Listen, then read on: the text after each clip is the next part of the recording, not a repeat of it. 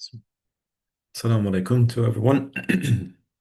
Welcome and welcome back. Our meeting, our weekly meeting, Sunday talk, reading from Surah Nur, and we're going to continue as usual reading from 10th word. It's a long one. And this week we have two panelists joining us. One from England, Colin Turner. Welcome. And the other one is Mustafa Tuna, joining us from North Carolina are going to be with us and hopefully helping us and yeah, being with us, reading and reminding and explaining the parts from 10th word where we left off from last week. All right. For a little bit of kind of recap, just to remind ourselves where were we, and we stopped at sixth principle. I've just finished the fifth one, and if we summarize it a little bit, I'll do my best to whatever I remember. Remember that we read the fifth principle, which explains that transient objects that are not created just to disappear, if we remember, and their existence that is taught reminded us that has they will have deeper meaning and purpose in life. And of course, Allah subhanahu wa ta'ala created them in different forms, images and results. And of course, they're all preserved so that we can contribute to everlasting experiences, I believe. That's what the overall the principle was talking about. And of course, they serve eternal purposes.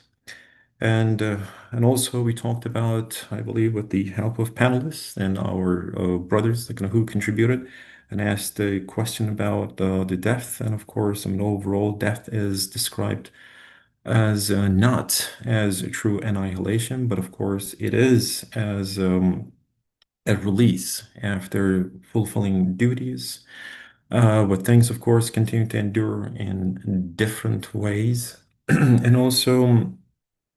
We use an example of a flower, and of course, the text, of course, somehow like it gave us, I mean, illustrated how even when just a fleeting image of that flowers, of course, I mean, just it fades away.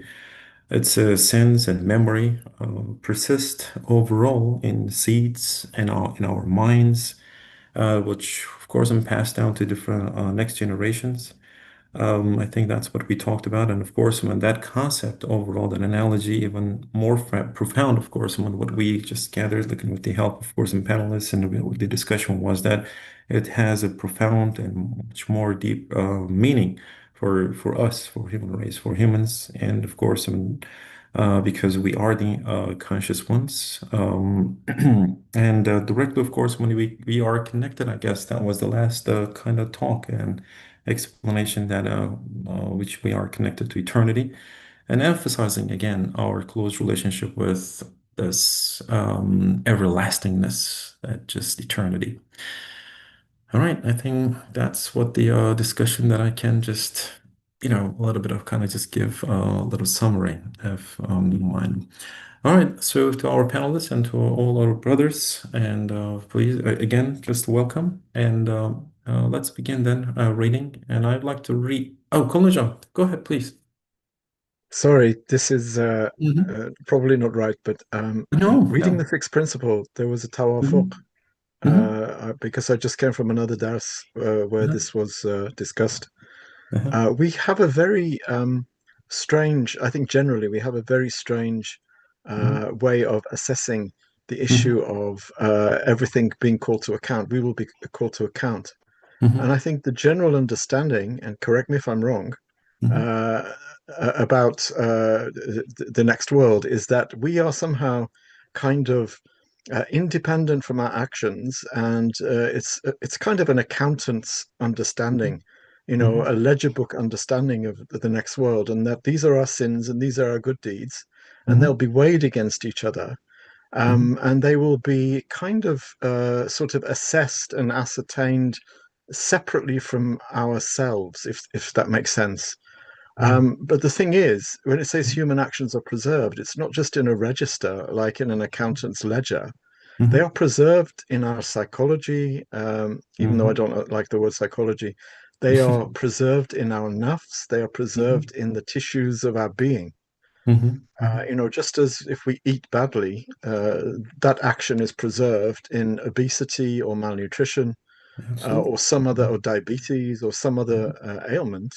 Mm-hmm. Those actions are preserved, and so our spiritual actions are also preserved. So I think we need to move away from this accountant's approach to the hereafter, where Mm-hmm. we have a ledger, everything's recorded, and that Mm-hmm. somehow it's cut off from ourself.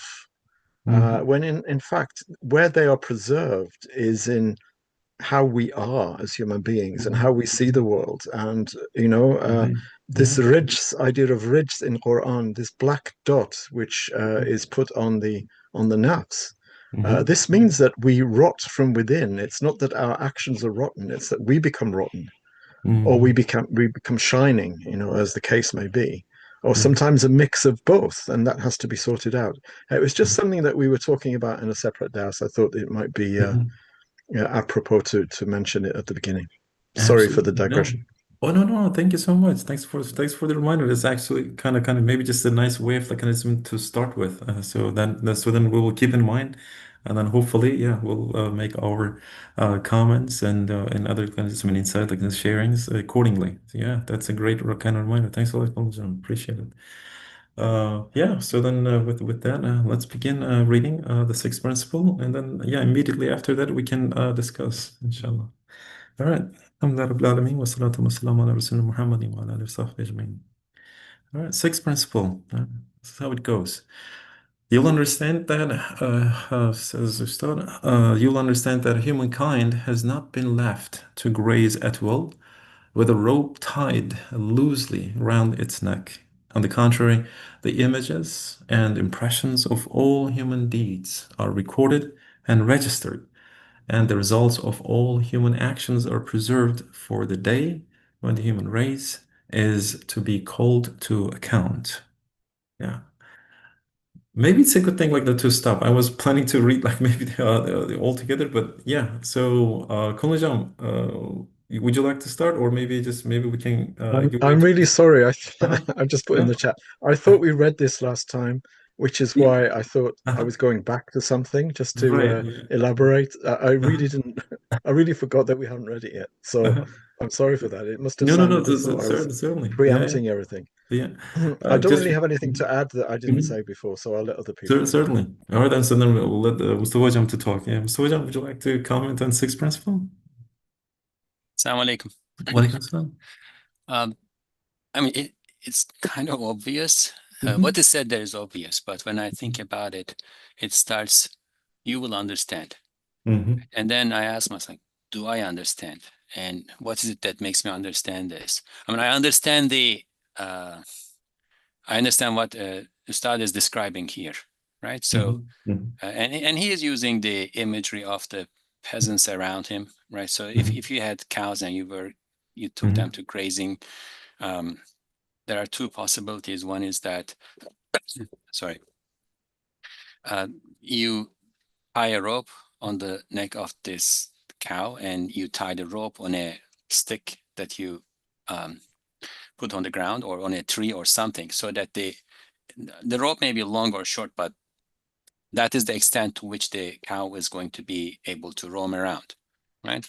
Mm-hmm. The other is that we are assuming that the rope is still on the neck of the cow, but you wrap it around the neck and Mm-hmm. let it go, right?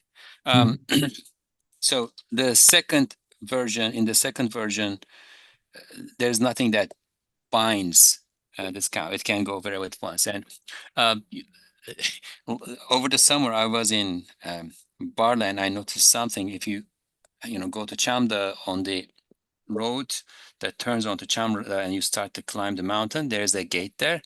Mm-hmm. And beyond that gate, apparently peasants, the villagers in the area, they let their cows just to be. I wasn't sure how this actually works, but that's what I was told. So they bring their cows and they just let the cows be. And the reason why I was told this is it was late in the night, it was dark, we were going down the mountain, and it's a serpentine road, and on the road, uh, once in a while you see these cows just lying on the road. Mm-hmm. They come there and they are resting, and you have to signal also, like they have to get up, or sometimes they are going to lie to the side of the road so the cars can still pass. And apparently the reason why they do that is, why those cows do that is because there are cars passing, every once in a while there's the light.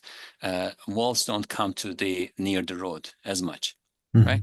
But that also means that those cows are spending day and night in that entire area.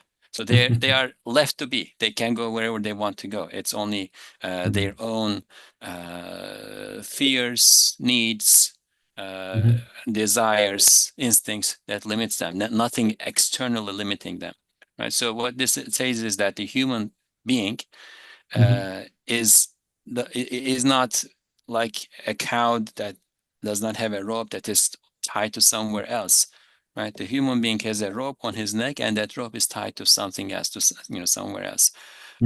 So it says you will understand this, or you will understand that. So I'm supposed to understand this from what comes before the beginning of this sixth truth, right? That's what we are saying, sixth truth. So what is it that makes me understand this? And I thought a little bit about it. Actually, I wasn't able to solve the puzzle completely, and maybe we can try to do it here.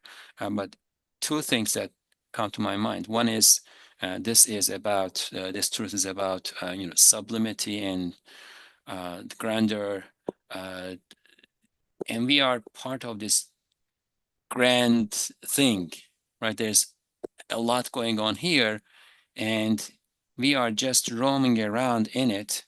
And when we look around and we see that everything is subject to an order, everything is subject to a command, we cannot be left alone while everything is under such power and grandeur and sublimity and so on and so forth. And that's one thing. The other thing actually makes me think about what comes next, the seventh truth, and which this is the sixth principle is kind of alluding to it, and perhaps you know it's a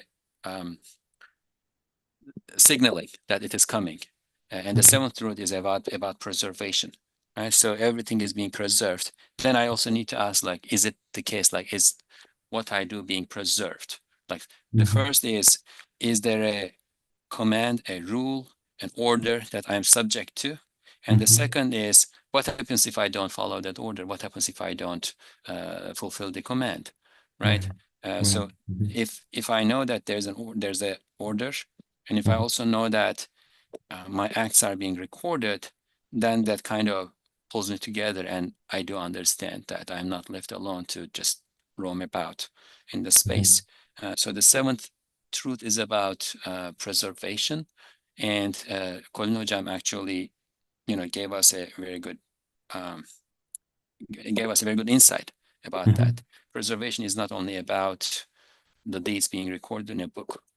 Well, it is about the deeds being recorded in a book, but what is the nature of that book, like what that book actually is? And it actually starts from our own selves. We do remember, we have a memory, and our body has a memory, our spirit has a memory. So this is not only about verbal recording of things, but I mean, just one example. There was this they called Hakim, like the people who practice medicine in the old traditional ways. You can find a lot of this in India, Pakistan. And there was this Hakim, and he could look at the iris of your eye. He would look with a microscope, not just look, but look with a microscope, and tell, like, you must have had an injury in your right knee, or at some point you have had pneumonia, like things like this, right? It is recorded, or all that is recorded on your iris. uh, so we know that things are recorded. We know that we are living as a tiny part of a grand order, and just being that tiny part, we cannot be left alone to do whatever we want to do, right? So it says you will understand, but I also felt this need to question, like, do I really understand, and what is it that demonstrates this to me? And I think we could open that up a bit more, but this is what came to my mind at the first Sure. instance. Yeah. No, that's a great point. A great point. Yeah. Great question. Yeah. Before moving to Konuşacağım, Kadir Hocam, yeah. You have a comment?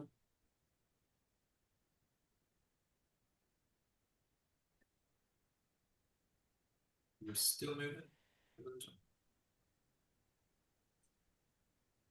Assalamu alaikum. I can't talk, sorry. That's I'm all right. new, Go so ahead. Go ahead. uh, okay.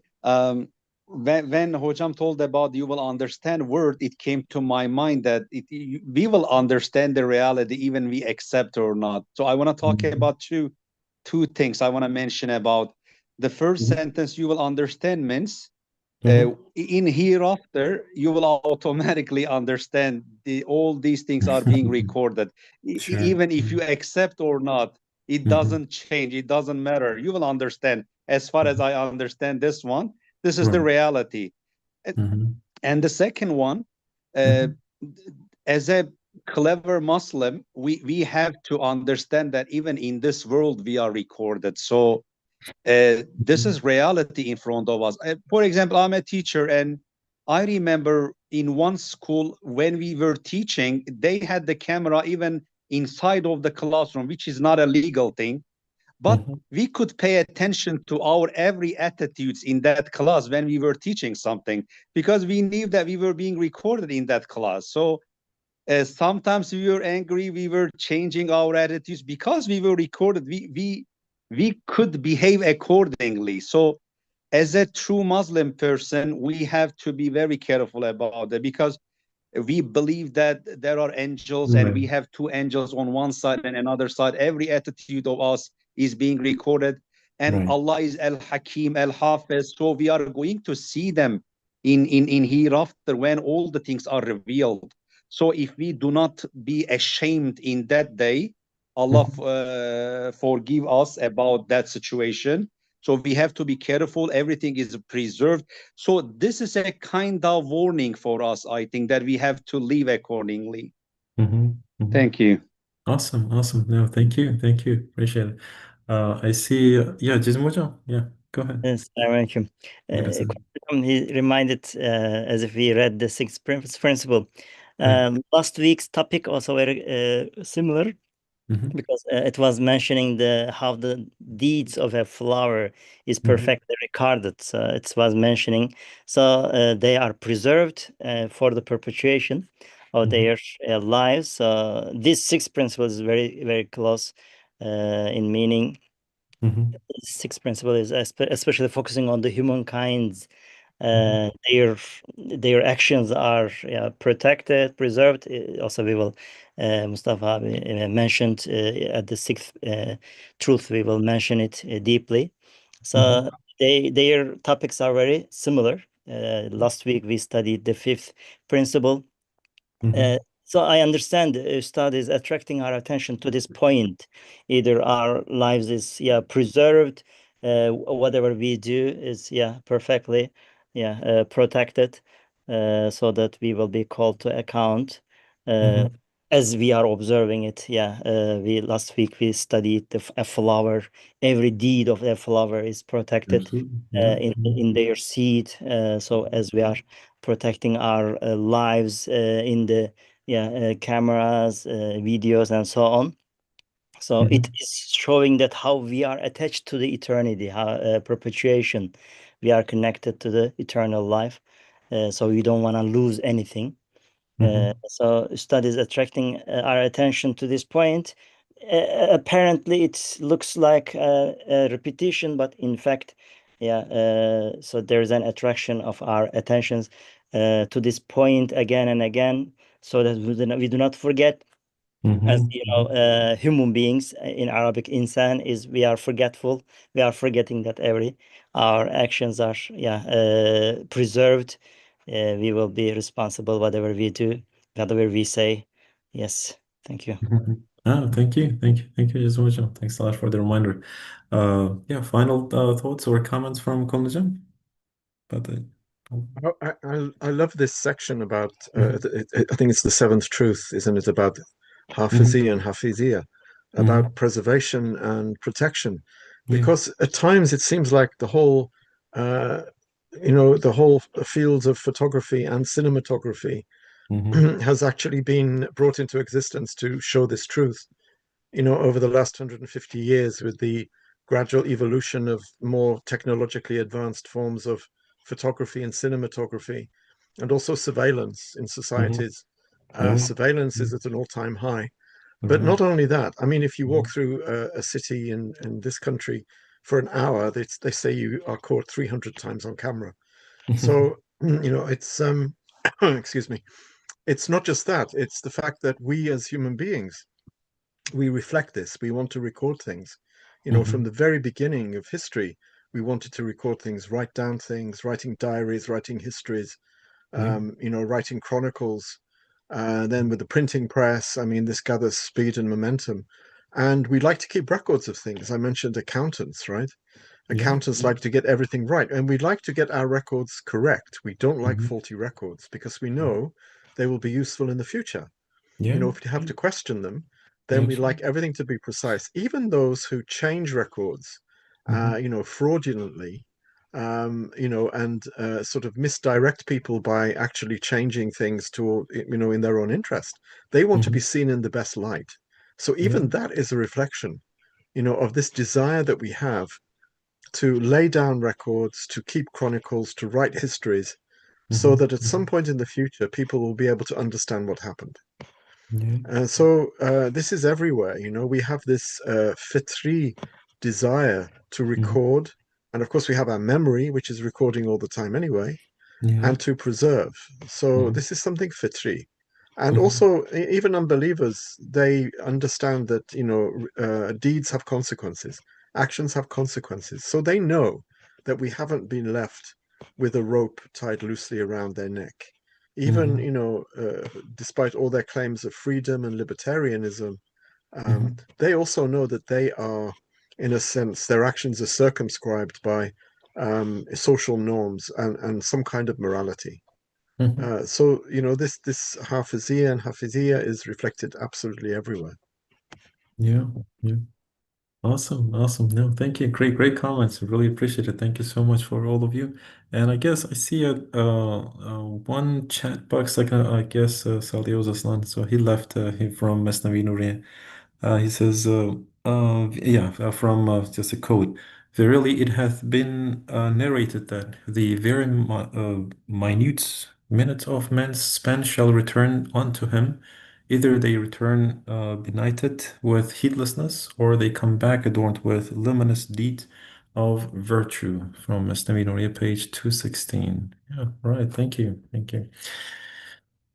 All right, so yeah, let's continue then. So like this, yeah, we somehow like yeah warmed up a little bit, and now we're just opening again one question. So like just a little bit. So for thanks a lot for the comments from our panelists, and while everything is still fresh, let's continue with the seventh principle. Goes like this. Again, he starts with the same kind of just structure. So you'll understand, he says, too, that the beautiful creatures of summer and spring suffer in the autumn does not exist solely for its own sake. When things disappear in the autumn, they are simply being dismissed after having completed their service. As a footnote. Yes, it is fitting that the fruits, flowers, and leaves on the tips and branches of a tree proceeding from the treasuries of sustenance provided by divine mercy, should depart when they become old and their duties are at an end. Otherwise, the gate will remain closed to those that come after them, and a barrier will be erected against the expansion of God's mercy and the services to be performed by their brethren, i.e., other members of the species. Moreover, with the passing of youth, they will become wretched and distraught.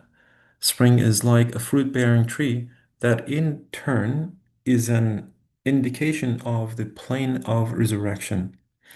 Similarly, the world of humanity in every age is like a tree inviting contemplation, and the world as a whole is like an amazing tree, the fruits of which are dispatched to the market of the hereafter. It is also in order to make way for the new creation, which is due to arrive the following spring. It is simply a preparation of the ground so that new beings can grow and assume their functions and responsibilities. And it is a form of divine warning to conscious beings, alerting them to the need to wake up from the sleep of negligence that causes them to forget their duties. Death is always a wake-up call in this respect. It is designed to rouse them from the drunkard slumber that makes them forget their debts of gratitude and their obligation to offer praise and thanks.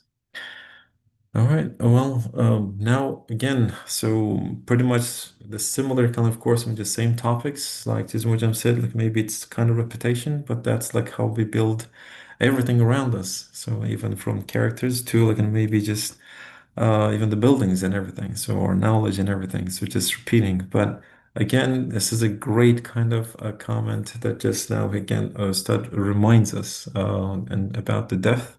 And for fifth verse principle, we discussed about it, and of course, what comes next. And of course, now the again, like he's pointing out. So what we need to do actually, what's our foremost, of course, and just goal and just the duty in life. All right, I would like to invite you, and maybe with the same order. So, Mustafa Hocam, so now, how would you like to connect us to sixth principle, the seventh principle we just read, or maybe just overall, what is your comment? I think it's overall, I think this, Mm-hmm. the way to go about this, at least for me, is to connect all of these to the Mm-hmm. representation that Ustad gives earlier at the Mm-hmm. beginning of this truth with the palace Mm-hmm. that travelers on the path come across, and Right. then they are staying Right. there for a day, and then all the Mm-hmm. details that he gives in the palace, and I think all of this is issuing from his description of that palace and what goes on Mm-hmm. in there. Mm-hmm. Yeah. And I start the same way. Again, he says, "You will understand." And Mm-hmm. I mean, this is idiomatically in the future tense, but the intent here is not future tense. It is the Turkish is also hem anlarsın, right? It is the present Yeah, tense. absolutely. Mm-hmm. So that might be implied, but the emphasis is on the present, that I understand now, here and now, with Mm-hmm. what I see. What I see in this palace makes me understand what is coming after this, right? And the what I need to understand is that I look around and I see that things are being destroyed. They are being torn apart. They are rotting. If I'm looking at the plants, for instance, in the autumn, the leaves are falling. The life seems to, just Mm-hmm. desert the trees. Insects are dying. So there is, and then if we extend this timeline a bit more, a bit longer, and look at the generations of human beings, for instance, they're all passing away. Nobody is alive from, I don't know, like 150 years ago, or so. Like last century, the people of the last century are gone. Things are departing, disappearing, they appear to be being destroyed. And that's Mm-hmm. a horrific scene. And if Mm-hmm. I were to look at this and say, okay, like there's all, again, I also would like try to at least connect this to the Mm-hmm. the gate of sublimity, the Bab Hashma. What was it again? 1 second. What was the sixth truth? It is Bab Hashmet ve Sermediyet, like the Mm-hmm. I don't know how Kolnojam translated because I didn't see the earlier part, but it is sublimity and perpetuity, right? Those are Mm-hmm. the divine attributes Attributes. that we are looking into, and then the Mm-hmm. names of majestic and everlasting. So when we look at these, like how does this seeming generosity, seeming mercy, and so on and so forth, Mm-hmm. how does it combine with this destruction, this Mm-hmm. parting, separation, and so on and so forth? So Mm-hmm. I guess that's what makes me understand that this is not just simply going into non-existence. It's not Adam, right? The Adam comes from Adam. Adam is non-existence, and Mm-hmm. then you put it in the verbal form, so turning into non-existence. This is, things are Mm-hmm. not, when I look and see things are being destroyed, what I see actually is not them being condemned to being sent into non-existence. There's something that is left behind. Right. All of this cannot be for serving no purpose. Cannot be all ending in the darkness of non-existence. That would not go along. That would not harmonize with the sublimity that I'm witnessing in this reality. Yeah. So therefore, there must be something left behind. And then, what is it that's left behind? Yes, inshallah, through revelation, I know that there is going to be a reckoning, and there will be, other trees, other flowers, other delights, and so on and so forth, and other punishment and fire in the hereafter. But even before that, like, I look around and I see the signs of the perpetuity, the sarmadiya, in Yeah. the Yeah. title of the truth. And that is, I look around and I see that the trees die, but then their seeds are preserved, and come next spring, new trees or new plants are coming out. The insects die, but their eggs are preserved, and come next spring, new insects are coming out. People die, but their offspring is preserved, and their DNA is preserved, their legacy is preserved, the things that they do are preserved, right? Here and now, I can see this preservation that connects me to the sublimity of the one who is in charge, and the I guess the rule or the tendency, or if you were to use the Quranic expression, the sunnah, the custom of the one who is in charge here to preserve things. So even though seemingly they disappear, they are destroyed, that is not absolute destruction. They are not going into non-existence. Something else is going on here.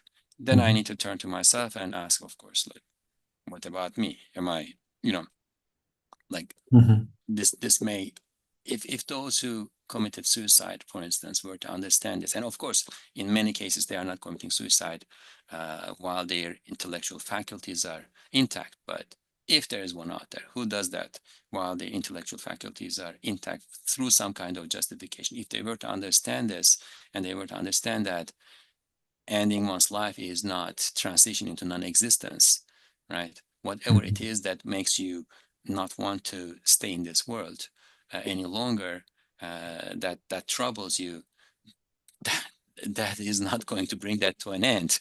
There's things are being preserved, and that rule, that custom of preservation, will not let you disappear into non-existence. You will still continue in existence. Yeah, yeah, yeah. That's a great way kind of put it. Absolutely, and absolutely. And also, just of course, and how about the memories and everything? It's not just, of course, I mean, just ending one, but how about the memories that that person has, like, with me, or just with a lot of people around them, and all the memories that are kept, like, in there. So, oh, great point. I really enjoyed it. Thank you. Konujam, yeah, what would you like to say onto this, like, seventh principle, and what Mustafa Hocam, like, brought up, like, in a different perspective for this principle? John, yeah, Mustafa Hojam gave an excellent blueprint, what do you call it, blueprint actually Yeah. for opening this up. Right. We can scale it down because Yeah. here is looking at the autumn and the dismissal after the completion of service of beings and their reappearance in the spring. And this, of course, is an example. It's a kind of mini resurrection that we see every year. Yeah. But we also see a mini resurrection every morning when we wake up, Yeah. because, we can scale this down and we can say that, in the evening we get tired, it gets dark, and then all of the things that we do when we sleep mimic what will happen when we die as well. We turn the light off, we go under a sheet, our body goes into a state of suspended animation and is preserved. Our nafs leaves, we go to different different realms, and in the morning we are in a sense resurrected. So because this happens every day, and Yeah. because we're thoughtless, we tend to see it as just something ordinary, Ordinary. a run of the mill, and it's not important. Some people will say, well, why do I have to do the same things every day? I get up and I go to work and I have to eat, and then I have to go to the toilet, and then I have to sleep, and I have to get up and do the same thing over and over again. Over and over. This is not a task. It's a rahmah, it's a mercy. Mercy, yeah. Because maybe someone will, doing this every day, start to question it Mm-hmm. and come to a conclusion that this is for a reason. Mm-hmm. Why am Mm-hmm. I sleeping every night? Why is there sleep even? What's the Yeah. sleep telling me? What's the autumn for? Mm-hmm. And obviously, this needs some introspection and needs some kind of reflection. Mm-hmm. But this is what these things are there for. They're not there for their own sake. It says, destruction is not there for its own sake, it's for the sake of the spring. Sleep and the night is not there for its own sake, it's for the sake of the morning. Yeah. So we can scale these things down and look at them, and lots of other examples as well. But I thought that was a Mm-hmm. relevant one. That's a lot, yeah. It's a great way of kind of seeing it, right? It's kind of like an exercise, but what these repetition is telling me, and always asking the question, just to break it down. And yeah, everything is like a little bit kind of structured, and it looks like from outside, maybe it's kind of tedious for every single one of us, repeating the same task over and over. But yeah, what does it mean is I guess, the key question to ask overall for all of us. And I guess Salajam, so he put something in the chat box. Yeah, let's just read it.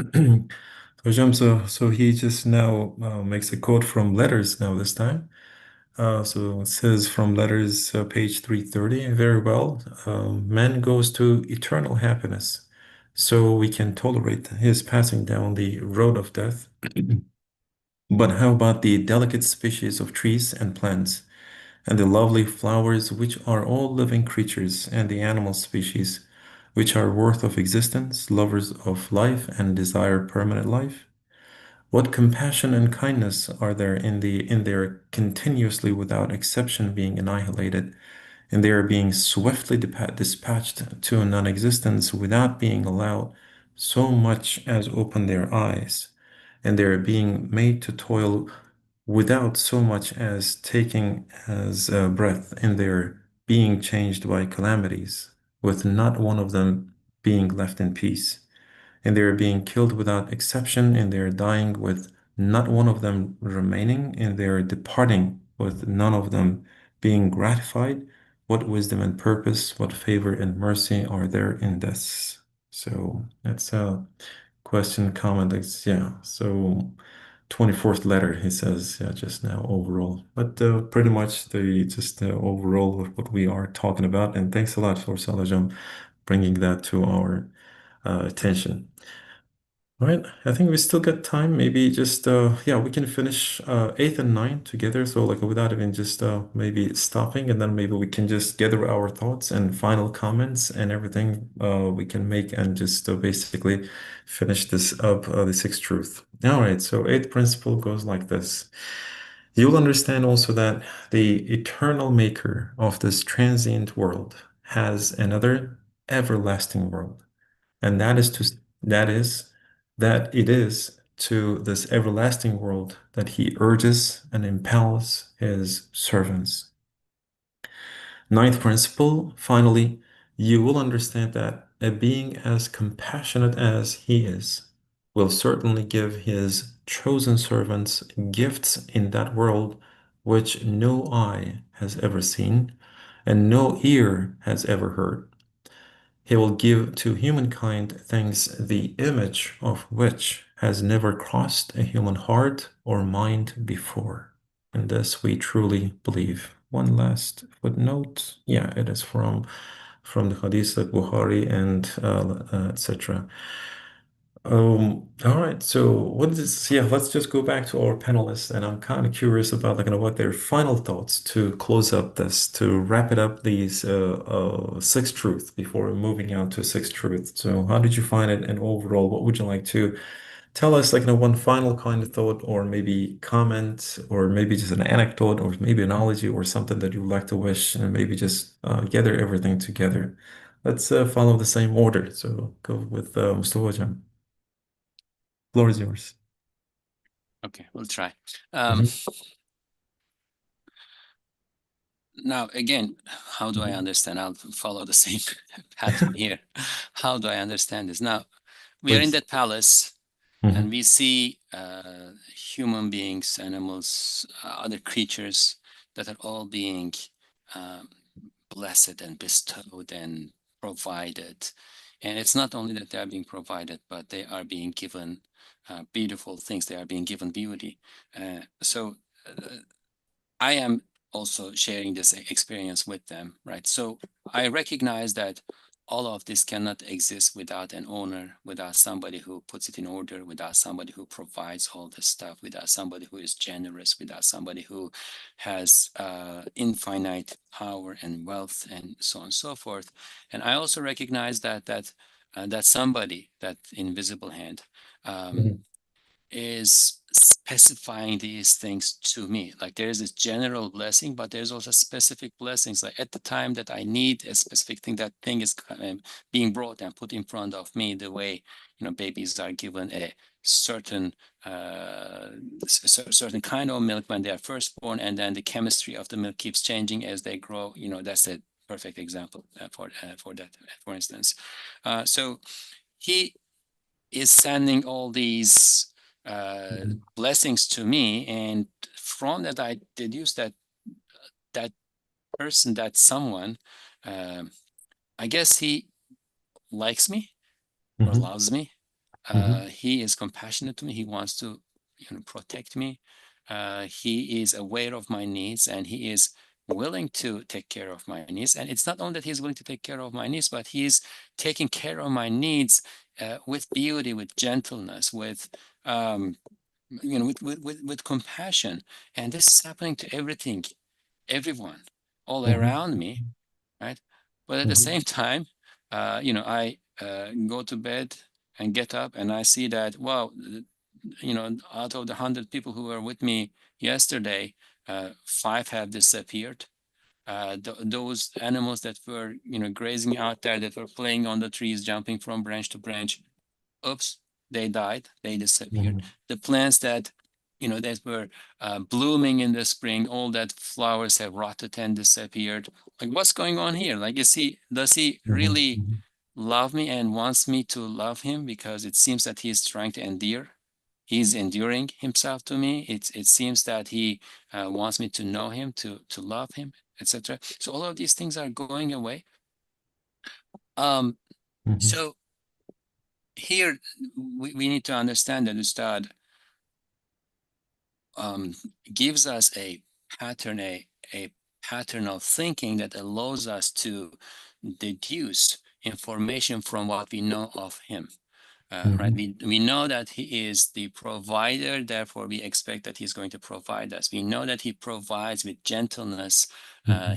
His shan, his shu'un, his conduct in providing us is to provide with gentleness. Therefore, we expect that he's going to provide us Mhm. with gentleness. In tasawwuf, sometimes they have these expressions like fana fillah. So you leave everything behind and know God, but that's not the Mhm. end of it. That annihilation in God is not the end of it.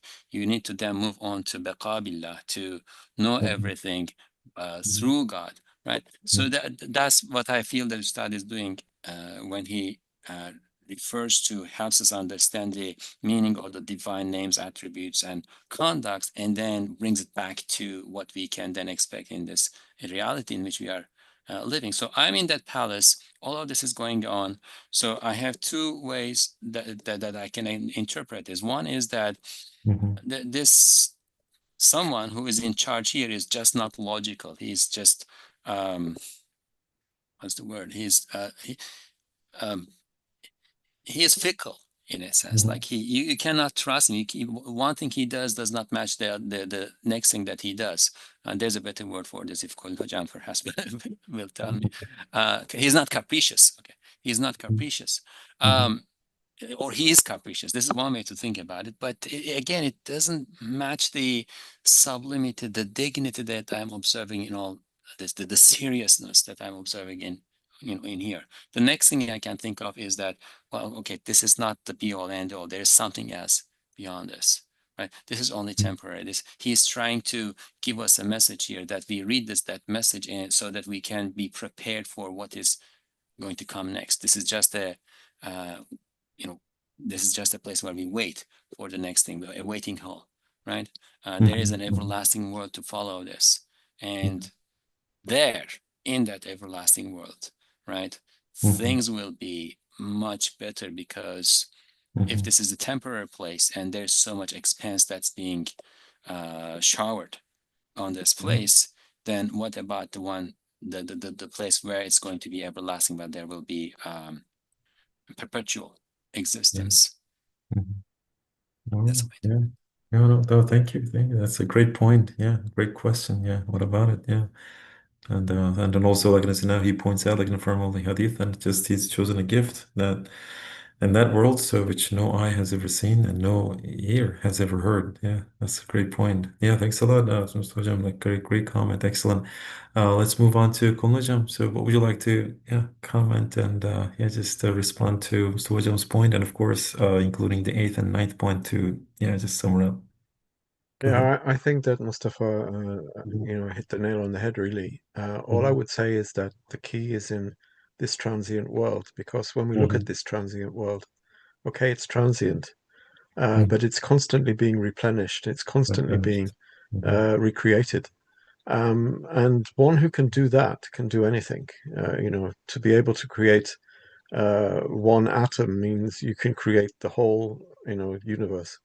Mhm. So this you will understand, this is not really a future tense. It's, if you reflect, you will Mhm. understand this. Mhm. It's almost like my parents used to say to me, "You do understand this, don't you?" That when Yeah. I'd done something wrong. Um, but that needs reflection, and so it's only with reflection. And if we reflect upon the transient world, Mhm. then the one who makes the transient world clearly has absolute qualities, and in all senses of the word, is able to do anything at all. So why would, and I don't know what the word was that Mustafa was chasing, and I can't think of it. I can think of duplicitous, Mhm. because, if you create this world and if you make me want you, Mhm. right, as the maker, and then you don't allow me to be with you eternally, then I'm going to feel shortchanged, right? Yeah. I'm going to feel that someone has cheated me. Mhm. So Mhm. this is someone being duplicitous, promising something and they don't plan to give it to you. Yeah. So why did you make me want you so much? Mhm. Yeah. And yet you're just going to annihilate me? It Mhm. doesn't fit.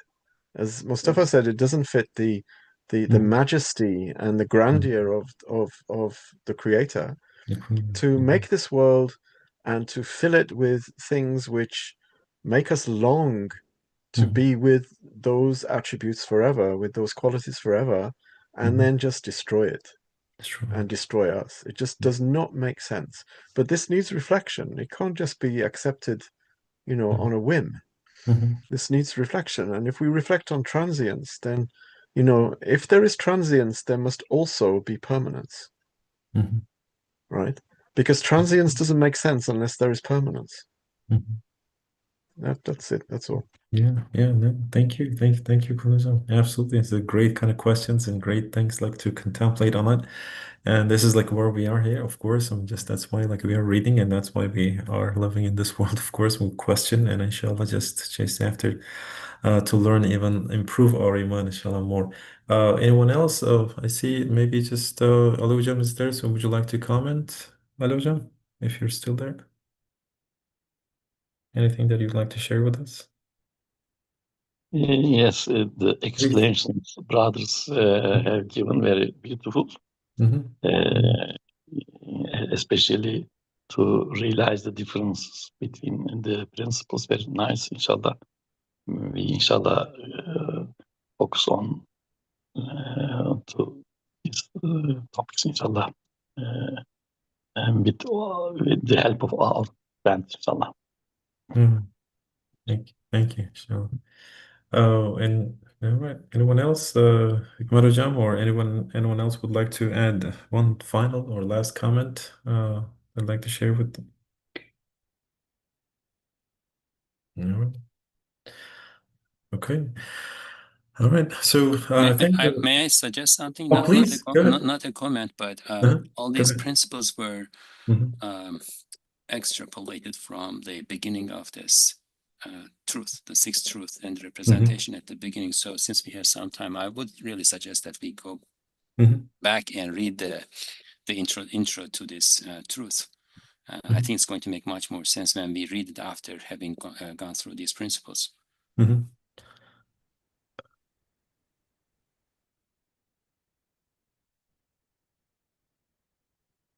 Introduction at the beginning of Sixth Truth. Is that the one, or you want? The beginning of the Mhm. sixth truth. Yeah. Yeah, sure. Certainly. Yeah. All right, so sixth truth starts with the gate of splendor and eternity, the manifestation of the names glorious, Al-Jalil, and eternal Al-Baqi, the splendor of divine lordliness, subdues and commands all beings, from atoms to suns, from particles to trees, and turns them into obedient soldiers. Is it at all possible? Then that divine lordliness should concentrate its entire attention on these wretched beings that pass brief lives here in this temporary abode, and not create an eternal realm of everlasting splendor in which to manifest itself unendingly? Consider the changing of the seasons and the sublime motions of the planets, which move like aeroplanes through the heavens. Consider how Earth acts as humankind's cradle and the sun as its lamp, and how all things are subjugated to human beings for their use.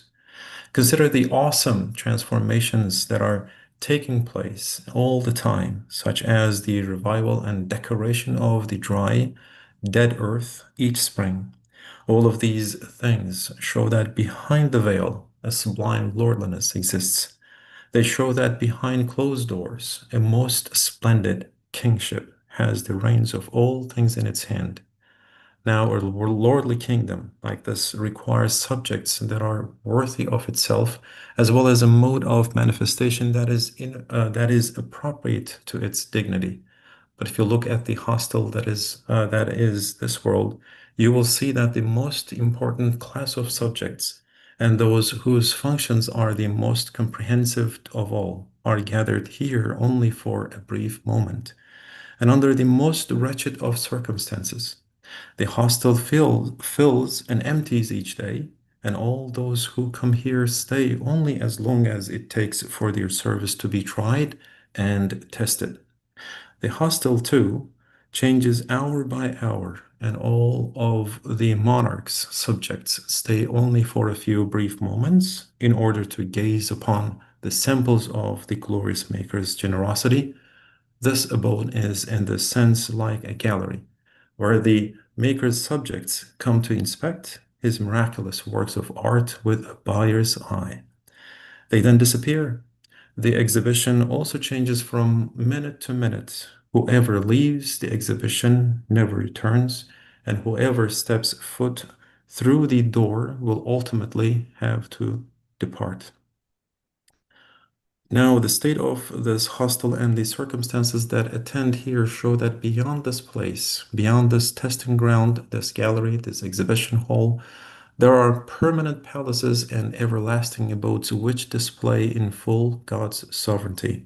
Whatever is on show in this temporary exhibition hall is only a sample, a replica of those pure and priceless originals which exist beyond this world in numberless treasure houses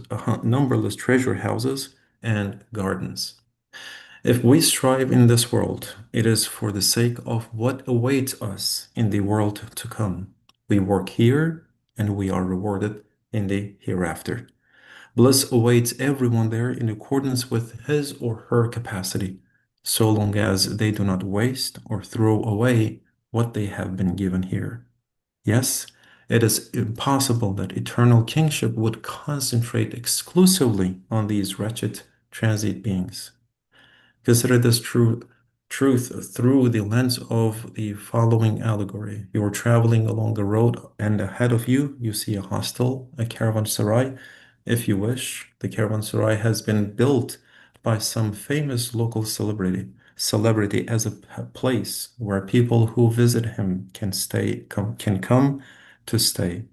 Millions of dollars have been spent on the architecture, the furnishings, and the decoration of the caravanserai, so that guests may enjoy and benefit from their one-night stay there. However, a one-night stay is all that anyone is allowed, and so obviously any guest who overnights there will only be able to enjoy a tiny percentage of all that the caravanserai has to offer. And so each guest takes a photograph of the objects on show in the caravanserai with his or her special camera. Furthermore, the caravanserai owner's servants record with great precision the conduct of all the guests, noting everything down and preserving it all with great care. For every day, the owner changes the decor of the caravanserai and destroys most of the ornaments on display, replacing them with new ones before the next group of guests arrives. Now, after seeing such a caravanserai, would any doubt remain that the person who has constructed that building also possesses numerous permanent dwellings filled with inexhaustible treasures and precious items and an uninterrupted flow of great generosity? The generosity that he demonstrates in the caravanserai is merely meant to whet the appetites of his guests for those things that he keeps elsewhere. The caravanserai is there simply to awaken their desire for the gifts that he has prepared for them and which are stored in another place. And so, if you are able to look at the caravanserai that is this world without collapsing into drunkenness on account of it, you will understand the following 9 principles. Actually, thank you, Sojan, for the suggestion. That, yeah, that really helped a lot. Yeah, I can say. Thank you. Thank you so much yeah. No, how wonderful. And now just 9 principles and all together. So we read the introduction and all together. So now just the puzzle, hopefully just inshallah, at least I'm just for my account. So it was really helpful. And thanks a lot again for giving us your insights and your wonderful comments, and to Mustafa Hojam joining us and Kulun Hojam. I appreciate it for your, of course, your friendship and your, of course, I'm just now panelists with us together today. And for all of you, just thanks a lot for joining us. And Alujam, if you can just make dua, and then maybe we can end today's meeting.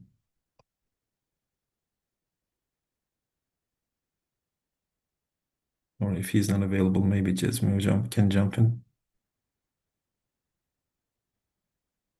علم لنا إلا ما سبحانك لا علم لنا إلا ما علمتنا إنك أنت العليم الحكيم وآخر دعواهم أن الحمد لله رب العالمين أعوذ بالله من الشيطان الرجيم بسم الله الرحمن الرحيم والعصر إن الإنسان لفي خسر إلا الذين آمنوا وعملوا الصالحات وتواصوا بالحق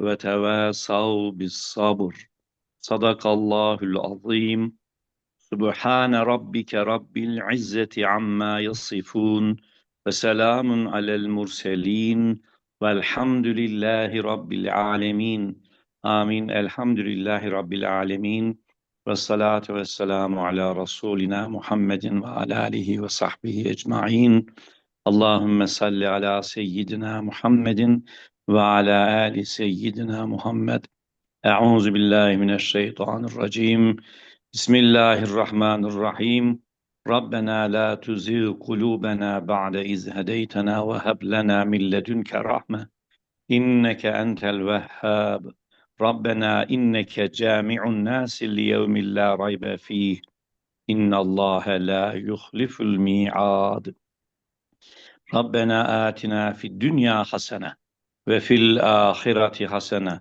وقنا عذاب النار برحمتك يا أرحم الراحمين رب اجعلني مقيم الصلاة ومن ذريتي ربنا وتقبل دعاء ربنا اغفر لي ولوالدي وللمؤمنين يوم يقوم الحساب اللهم لا تخرجنا من الدنيا إلا مع الشهادة والإيمان اللهم زدنا علما ونورا وحلما وآتنا نعمة ظاهرة ونعمة باطنة يا محول الحول والأحوال حول حالنا إلى أحسن الحال اللهم بحق سورة الإخلاص اجعلنا من عبادك المخلصين المخلصين آمين لله تعالى الفاتح